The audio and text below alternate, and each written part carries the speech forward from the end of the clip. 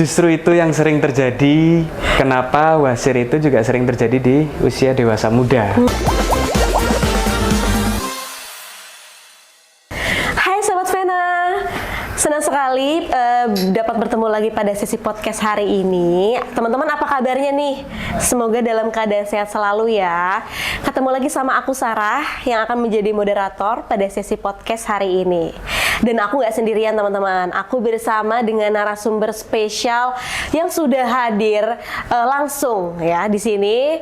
Aku bersama dengan Dr. Kevin Andrian, SPB, MKet Clean FICS. Halo Dr. Kevin. Halo sahabat Vena. Perkenalkan saya Dr. Kevin, dokter spesialis bedah Vena Wasir, cabang Oksimed Klinik Kelapa Gading, Jakarta. Wah, dokter, gimana kabarnya, Dok? Kabar baik. Luar biasa ya, Dok ya. Sehat-sehat ya, Dok ya. Harus sehat. Harus sehat ya, Dok ya. Semoga teman-teman semua yang menonton di sini sehat-sehat semua ya. Oke, Dok.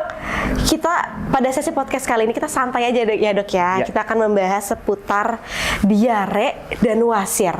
Bener nggak sih ada hubungannya? Oke Dok, kita nggak lama-lama ya Dok ya, kita langsung masuk nih ke pembahasan pertama. Tapi sebelum aku masuk ke diare dan wasirnya nih Dok, mungkin teman-teman di sini banyak yang belum tahu perihal wasir ya Dok ya. Mungkin boleh dong Dok dijelasin sebenarnya wasir atau hemoroid itu apa sih Dok? Oke, jadi begini.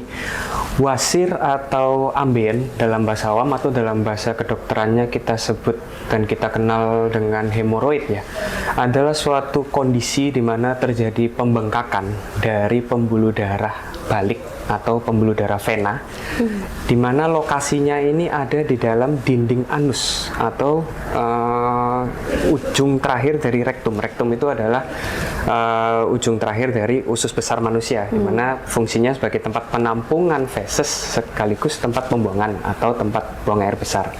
Nah, wasir atau hemoroid ini di mana ada pembuluh baliknya mengalami pembengkakan dan akhirnya menyebabkan berbagai macam gejala yang mengganggu dari pasien. Oke. Gejalanya boleh dong dijelasin sedikit nih, seperti apa sih gejala dari munculnya wasir itu sendiri? Oke, jadi gejala wasir sebetulnya bermacam-macam ya. Kita bisa kelompokkan dari gejala yang paling sering dikeluhkan oleh pasien-pasien yang mengalami wasir. Biasanya yang pertama adalah adanya benjolan atau cendolan yang keluar ketika pasien itu buang air besar. Itu. Selain itu juga bisa disertai adanya BAB berdarah atau adanya darah yang menetes. Ini biasanya gejala yang awal yang sering dikeluhkan oleh pasien. Gejala ini bisa mengganggu, bisa tidak, karena biasanya benjolan ini kadang-kadang bisa masuk sendiri, bisa juga menetap di luar. Nah, kadang-kadang gejala yang sampai mengganggu ini adalah apabila benjolan ini menetap dan bertahan sampai keluar dari lubang pantat atau lubang anus, itu akan menimbulkan rasa ketidaknyamanan. Jadi kadang juga ada gejala pasien merasakan apabila yang sudah berat ya, duduk pun tidak nyaman, ada perasaan mengganjal, kemudian terkadang juga bisa pada tahap yang sangat lanjut bisa juga disertai adanya infeksi. Tapi tadi dokter sempat bilang benjolan pada anus ya Dok ya. Nah, untuk benjolan di anus itu udah pasti wasir atau mungkin ada indikasi penyakit lain Dok kira-kira? Jadi tidak semua benjolan di anus itu adalah wasir. Jadi ini yang harus kita luruskan terlebih dahulu ya. Concern juga nih Dok, soalnya teman-teman juga pasti aware juga, panik juga mungkin ya kalau ada benjolan. Ya, betul, karena segala macam benjolan pasti akan membuat kita aware ya. Kita pasti akan aware, panik, dan mungkin bertanya-tanya kenapa kok benjolan ini tiba-tiba muncul. Betul. Sedangkan salah satu gejala dari wasir atau ambien adalah adanya muncul benjolan di anus, tapi tidak semua benjolan di anus itu adalah wasir atau ambien. Wasir atau ambien, benjolnya memiliki karakteristik yang khusus, yaitu biasanya dikeluhkan pasien benjolan ini muncul ketika pasien buang air besar. Dan bisa masuk sendiri secara spontan atau kadang-kadang harus dilakukan tindakan yang manipulatif, misalnya dibantu dengan tangan untuk masukkan sendiri benjolannya. Kemudian kadang-kadang pasien juga harus duduk lama atau misalnya dibantu dengan duduk berendam di air hangat baru benjolannya bisa masuk. Kadang-kadang bisa disertai rasa nyeri, dan juga yang sering dikeluhkan adalah disertai buang air besar yang disertai darah yang menetes. Itu yang khas untuk wasir atau ambeien. Oke, jadi nggak semua benjolan pada anus itu wasir, Betul. tapi benjolan itu adalah salah satu gejala munculnya wasir ya dok ya. Betul. Disertai dengan BAB berdarah ya BAB dok berdarah. ya. Oke, kira-kira nih dok, penyebabnya apa sih dok seseorang itu bisa sampai muncul wasir atau ambeien itu? Jadi penyebab untuk wasir atau ambeien sebetulnya secara garis besar ada dua. Penyebab yang bisa dimodifikasi dan faktor atau kita bilangnya faktor risiko ya kita sebutnya yang tidak bisa dimodifikasi. Faktor risiko yang bisa dimodifikasi yang umumnya terjadi pada masyarakat Indonesia berhubungan dengan pola hidup atau lifestyle. Satu, gaya hidup di mana suka mengkonsumsi makanan-makanan yang kurang mengandung serat. Itu yang pertama. Yang kedua, ini mungkin penyebab yang secara tidak langsung ya, yaitu adalah sering mengkonsumsi makanan-makanan yang pedas. Kemudian penyebab ketiga, nah, tadi kita sudah bahas masalah makanan, yang selanjutnya adalah gaya hidup yang berhubungan dengan aktivitas. Di mana aktivitas ini pekerjaan yang menyebabkan masyarakat itu harus duduk lama, selama berjam-jam. Kemudian pekerjaan yang membutuhkan mengangkat beban yang berat, jauh melebihi kapasitas tubuh untuk mengangkat beban. Kemudian aktivitas yang cukup ringan, sepele, tapi kadang-kadang terlupakan, yaitu adalah suka duduk lama di toilet. Tertampar saya. Jangan lupa juga ada salah satu faktor resiko penyebab wasir yang tidak bisa dimodifikasi dalam hal ini, salah satunya adalah usia. Karena salah satu penyebab wasir selain dari pola hidup adalah kelemahan dari dinding anus itu sendiri, atau dalam bahasa Inggris dan bahasa kedokteran kita sebut sebagai anal cushion. Apabila usia semakin bertambahnya usia, dinding anus itu akan otot-ototnya semakin lemah. Kadang-kadang otot-otot yang lemah ini menyebabkan dinding atau mukosa anus itu akan melorot keluar, dan itu bisa bermanifestasi sebagai wasir atau ambeien. Oke, berarti nggak ada faktor keturunan atau genetik dari wasir itu sendiri, atau memang ada kemungkinan juga dok dari keturunan? Oke, jadi ini pertanyaan yang cukup baik sebetulnya ya. Apakah wasir itu ada faktor genetik? Sebetulnya ada, dan hal ini juga masih diteliti sampai sekarang oleh para ahli ya. Karena kita mengetahui bahwa dari dulu wasir itu terjadinya angka kejadiannya kan sekitar 5-7% di Indonesia, dan itu terjadinya rata-rata di usia dewasa muda. Namun dalam trennya perkembangannya sekarang, wasir juga bisa terjadi di anak-anak.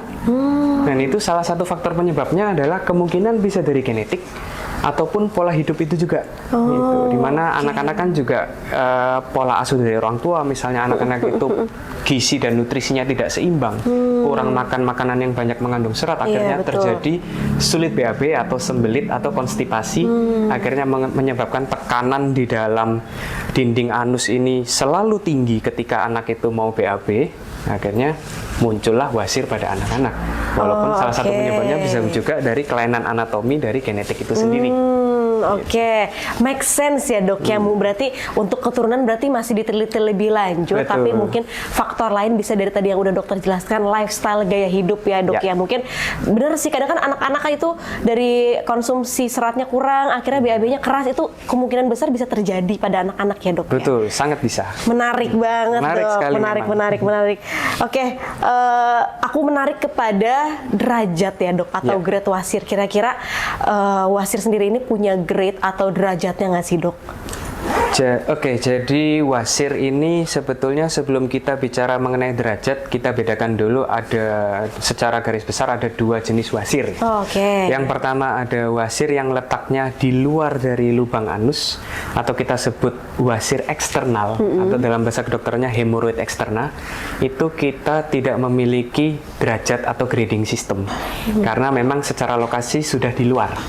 Sedangkan wasir yang selanjutnya adalah wasir yang letaknya di dalam lubang anus, tetap di dinding anus, namun di dalam lubang anusnya ini memiliki grading atau derajat, di mana grading atau derajat ini berdasarkan lokasi dan keluhan dari pasien.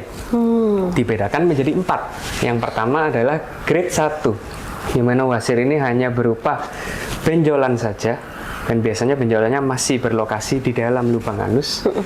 Grade 2, benjolan ini bisa keluar dari lubang anus, umumnya keluar ketika pasien itu buang air besar atau BAB, namun biasanya masuk secara spontan ketika pasien selesai BAB atau berubah posisi dari duduk ke berdiri. Nah, situasi menjadi lebih serius ketika masuk ke grade 3, di mana benjolan yang sudah keluar tadi tidak bisa masuk sendiri. Itu yang saya bilang tadi, perlu dilakukan tindakan manipulatif biasanya oleh pasien itu sendiri, di mana dimasukkan sendiri dengan tangan atau harus berendam dulu dengan air hangat cukup lama, baru benjolannya bisa masuk. Yang paling parah adalah yang grade 4, di mana benjolannya ini atau wasir ini menetap di luar. Dan biasanya menimbulkan gejala yang sangat mengganggu, bahkan untuk duduk pun tidak nyaman karena ada perasaan mengganjal biasanya. Oke. Berarti kalau wasir internal grade 4 itu kan udah di luar posisinya dok ya? Itu tetap beda sama wasir eksternal atau gimana dok? Beda, karena wasir eksternal itu biasanya keluhan pasien cenderung yang dominan adalah rasa nyeri. Karena wasir eksternal memiliki persyarafan nyeri yang lebih hebat dibandingkan wasir internal. Sedangkan wasir internal karena lokasi awalnya di dalam, jadi walaupun dia grade 4, biasanya yang dikeluhkan pasien cenderung bukan lebih ke nyerinya, tapi benjolan yang tidak bisa masuk kembali. Dan awalnya pasti dalam perjalanannya dia sempat bisa masuk, karena kan tidak mungkin wasir tiba-tiba menjadi grade 4. Awalnya dari grade 1 dulu, dalam perjalanannya menjadi grade 2, grade 3, kemudian grade 4. Dan kemudian seringnya disertai buang air besar dengan darah menetes itu tadi. Itu beda dengan wasir eksternal, di mana keluhan dominannya cenderung ada benjolan dan nyeri. Oke. Menarik, ini informasi baru juga sih dok dari aku terkait grade wasir dan juga jenis wasir ya, wasir dalam, wasir luar ya dok ya. Oke dok, aku menarik kembali ke tema kita pada hari ini, yaitu diare dan wasir nih dok. Sebelum aku masuk ke kaitannya nih dok, boleh dong dok dijelasin sedikit sebenarnya penyakit diare itu seperti apa sih dok? Baik, jadi penyakit diare ya. Diare itu sebetulnya adalah suatu kondisi di mana seseorang itu mengeluhkan buang air besar dengan frekuensi yang meningkat. Menurut kesepakatan dari para ahli ya, kita katakan diare apabila frekuensinya lebih dari 3 kali dalam 24 jam. Dengan konsistensinya bisa cair, bisa juga menjadi lembek gitu. Tapi kuncinya adalah frekuensi. Jadi diare itu adalah buang air besar di mana frekuensinya meningkat lebih dari 3 kali dalam 24 jam dengan konsistensi fesesnya itu bisa lembek ataupun cair. Oke, berarti kategori diare ini frekuensi BAB-nya dalam 24 jam ya dok, ya lebih dari 3 hari. Oke, benar nggak sih dok? Tapi kalau diare ini katanya banyak disebabkan, memang faktor utamanya itu karena makanan. Jadi penyebab diare salah satu faktornya karena makanan, yaitu betul ya. Terutama makanan yang tidak higienis. Contohnya misalnya kita memakan makanan yang sudah berapa hari disimpan di dalam kulkas. Kemudian selain dari makanan itu sendiri, termasuk juga pola dari orang yang memakan makanan tersebut. Misalnya sebelum memakan tidak cuci tangan. Jadi kuncinya kembali kepada pola hidup sebetulnya diare itu.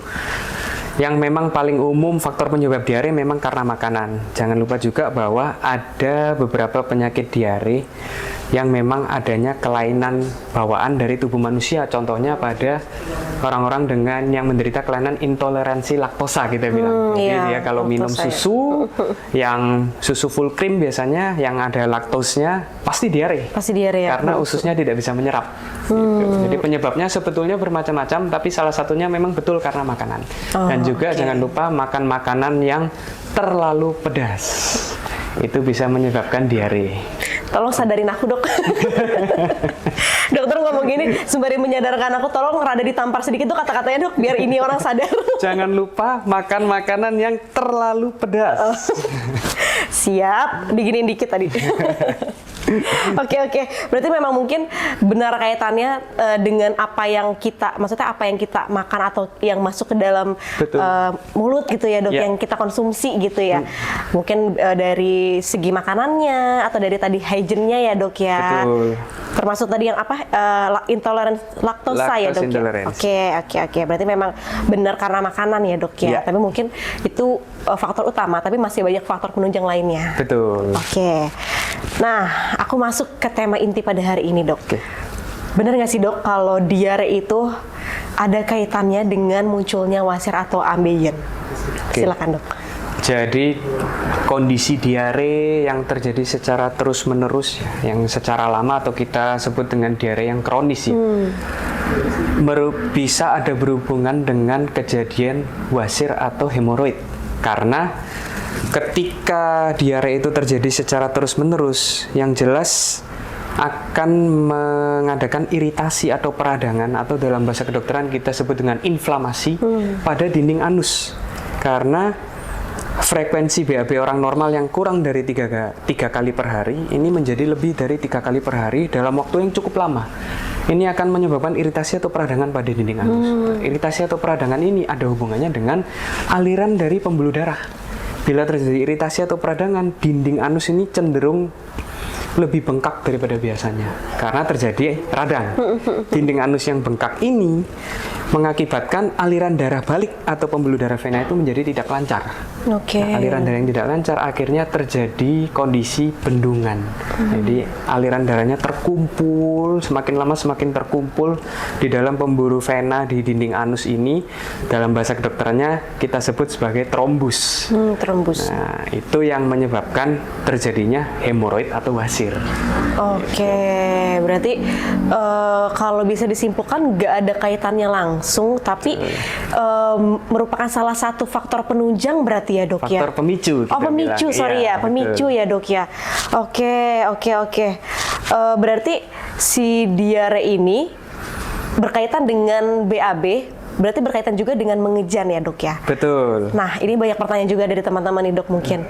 Kalau misalkan mengejan terlalu keras ya, terutama saat BAB, itu benar nggak sih dok bisa memicu munculnya wasir atau ambeien? Ya, itu fakta ya, kalau itu bukan mitos. Jadi mengejan yang terlalu keras dan terjadi secara terus-menerus. Jadi biasanya bisa juga di pasien yang diare dan pasien yang justru malah yang ekstrim sebaliknya, yang konstipasi. Yang setiap BAB selalu sulit, otomatis kan setiap BAB selalu mengedan atau mengejan ya. Ketika kita mengejan, itu terjadi tekanan darah yang sangat tinggi di dalam dinding anus. Karena tujuan kita mengejan kan untuk mengeluarkan feses. Sedangkan proses mengejan itu adalah kita mengontraksikan otot-otot di sekitar dinding anus atau otot sphincter kita namakan. Terjadinya kontraksi dari otot itu seiring dengan aliran darah yang semakin deras dan semakin hebat di sana. Ini apabila terjadi secara terus-menerus, akibatnya terjadi bendungan juga di pembuluh darah balik itu. Karena aliran darah yang awalnya mengalir ke otot-otot sekitar anus, dia harus kembali lagi ke jantung lewat pembuluh darah balik atau pembuluh vena. Tapi kalau ini terjadi secara terus-menerus, pembuluh darah balik ini akan mengalami bendungan juga. Jadi mengejan yang terlalu lama dan dilakukan secara terus-menerus berpotensi tinggi memang memunculkan gejala wasir atau ambeien itu. Berarti kaitannya dengan duduk terlalu lama di toilet nggak sih dok? Betul, duduk terlalu lama di toilet, baik mengejan ataupun tidak, itu juga memiliki potensi hubungan dengan angka kejadian wasir atau ambien. Karena ketika kita duduk terlalu lama di toilet, secara gravitasi tekanan darah itu akan turun semua ke area dinding sekitar anus. Tekanan darah secara gravitasi turun ke sana, otomatis terjadi peningkatan aliran balik juga karena darah yang mengalir juga lebih banyak volumenya. Otomatis berhubungan dengan angka kejadian wasir. Berarti memang berhubungan semua ya dok ya. Aduh gimana ya? Padis enak banget sih dok, sambil tiktokan, sambil scroll Shopee gitu kan. Justru itu yang sering terjadi. Kenapa wasir itu juga sering terjadi di usia dewasa muda? Lifestyle ya dok? Karena lifestyle. Betul. Misalnya BAB-nya udah selesai nih, TikTok-nya belum selesai, gitu. Scrollingnya belum selesai. Saya ditampar berulang kali sama dokter Kevin. Ditampar dengan kenyataan ya dok. Iya. Tapi memang faktanya seperti itu kan dok ya? Kenyataannya memang faktanya seperti itu yang terjadi memang. Oke dok, informasi perihal diare dan wasir ini memang ternyata kalau aku simpulkan kalau mau ditanya mitos atau fakta ternyata fakta ya dok ya. Fakta kalau diare ini bisa menjadi pemicu ya dok. Tadi apa ya dokter bilang? Pemicu ya benar ya? Faktor pemicu. Faktor pemicu munculnya wasir atau ambeien ya dok ya. Menarik banget nih teman-teman, mungkin bisa di garis bawahi kalau diare memang menjadi salah satu faktor pemicu. Nah untuk diarenya itu sendiri juga memiliki faktor pemicu ya dok ya. Betul. Dari seseorang bisa mengidap diare ya dok ya. Oke dok, boleh dong dok diberikan nih dok, sebelum aku bacakan pertanyaan dari teman-teman ya dok ya, boleh diberikan dong tips menjaga kesehatan supaya terhindar dari diare ala dokter Kevin. Baik. Silakan dok. Jadi tips menjaga kesehatan supaya terhindar dari diare yang ujung-ujungnya kita ingin menghindari dari penyakit wasir atau ambien cukup sederhana. Kuncinya adalah dimulai dari pola hidup atau lifestyle. Yang pertama dari makanan. Selalu cuci tangan sebelum makan. Jadi selalu pastikan diri kita sendiri adalah bersih sebelum kita memulai makan suatu makanan. Pastikan makanan yang kita makan bersih dan secara nutrisi juga seimbang. Kuncinya lebih baik apabila makanan yang kita makan adalah selalu mengandung serat. Karena kurang makan serat juga bisa jadi salah satu penyebab diare dan salah satu penyebab terjadinya wasir atau ambien. Selain makanan, jangan lupakan juga gaya hidup, terutama teman-teman semua yang pekerjaannya berhubungan dengan duduk terlalu lama atau mengangkat beban berat yang terlalu lama. Itu juga hati-hati, karena itu salah satu penyebab munculnya wasir atau ambien gitu. Oke, terima kasih banyak dokter atas informasi terkait tema kita hari ini. Setelah ini aku akan membacakan beberapa pertanyaan dari teman-teman atau dari followers Venawasir yang udah kita tampung nih dok ya. Ini pertanyaannya ada yang sejalan sama tema kita, ada yang di luar tema kita juga. Boleh. Oke, pertanyaan pertama dari Zidan_Mamah Zia. Dok, bagaimana mengatasi sulit BAB pada anak-anak dan apakah anak kecil bisa terkena wasir? Ini kayak yang tadi kita bahas ya dok? Oke, iya. Ini pertanyaan yang sebetulnya cukup sering ditanyakan ya, karena angka kejadian wasir juga akhir-akhir ini tidak hanya terjadi di dewasa muda maupun orang tua, tapi juga terjadi di anak-anak. Bagaimana mengatasi sulit BAB atau konstipasi pada anak-anak? Kembali seperti yang saya jelaskan tadi, kunci utama adalah di gaya hidup. Gaya hidup dalam hari ini ada dua di anak-anak. Satu adalah pola makan. Selalu terapkan pola makan yang dengan gizi seimbang, terutama selalu mengandung serat seperti sayur-sayuran, buah-buahan, dan jangan lupa minum air putih yang banyak sejak dini. Itu yang pertama.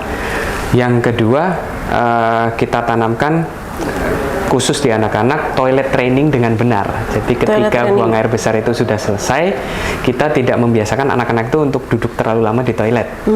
Karena seperti yang saya jelaskan tadi, duduk terlalu lama di toilet secara gravitasi memicu aliran darah meningkat ke dalam dinding anus yang berpotensi terjadinya wasir. Jadi wasir itu tidak hanya terjadi pada orang dewasa dan orang usia yang lanjut usia, namun pada anak-anak juga bisa terjadi, walaupun secara insiden lebih jarangnya, tapi bukan berarti tidak bisa.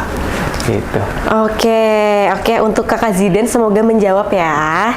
Aku lanjut ke pertanyaan dari Kak Nitya Hoki _ Dok, apakah wasir rentan terjadi pada orang gemuk atau obesitas? Silakan dok. Oke, jadi ini juga salah satu fakta yang menarik. Ini fakta ya, bahwa berat badan berlebih atau kegemukan atau dalam bahasa medis disebut obesitas itu erat hubungannya dengan kejadian wasir atau ambien.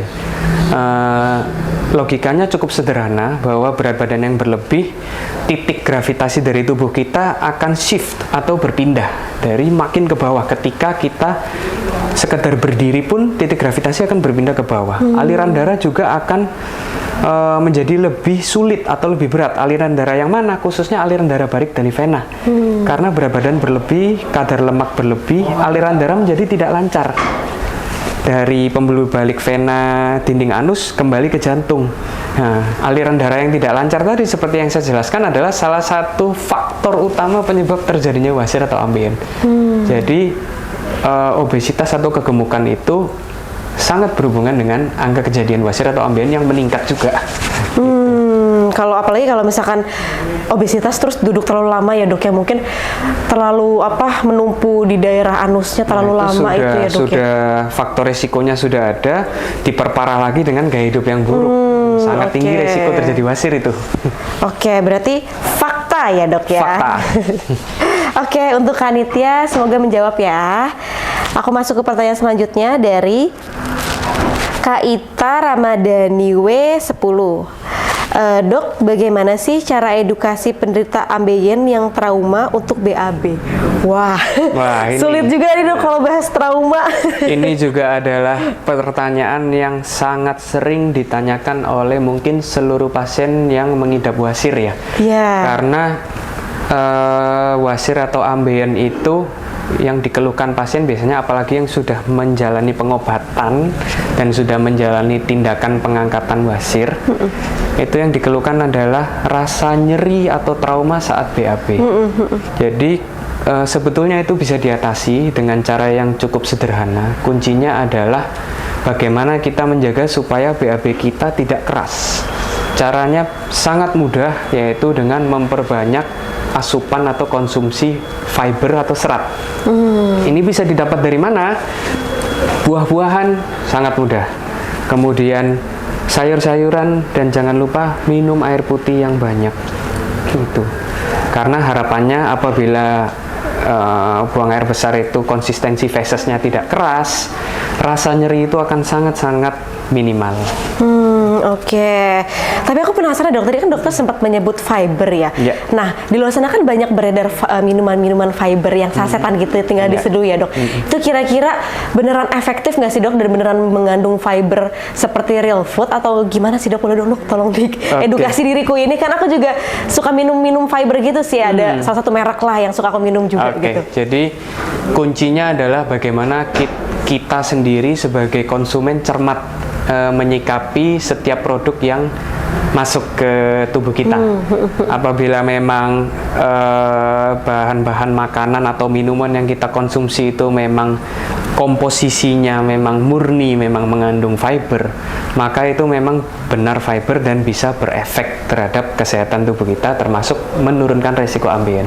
Yang kita khawatirkan adalah apabila bahan-bahan serat itu adalah bahan-bahan yang sintetis atau yang dibuat secara proses kimiawi. Jadi itu efeknya kita tidak bisa mengkaji atau tidak bisa berefek secara signifikan karena kita juga tidak tahu ketika bahan-bahan itu dibuat kan melalui proses kimia. Tapi apabila itu memang bahan yang serat alami masuk ke tubuh kita, baik itu dari bahan minuman ataupun makanan yang kita beli, seharusnya itu aman. Seharusnya aman ya dok ya. Oke, untuk Kak Ita, semoga nggak trauma lagi ya Kak untuk BAB. Bahaya ya dok ya kalau udah trauma BAB ya dok. Kalau sudah trauma BAB bahaya. Nggak cuma trauma BAB yang bahaya, trauma cinta juga bahaya. Itu lebih bahaya lagi. Itu lebih bahaya lagi ya. Oke, semoga menjawab ya untuk Kak Ita. Oke dok.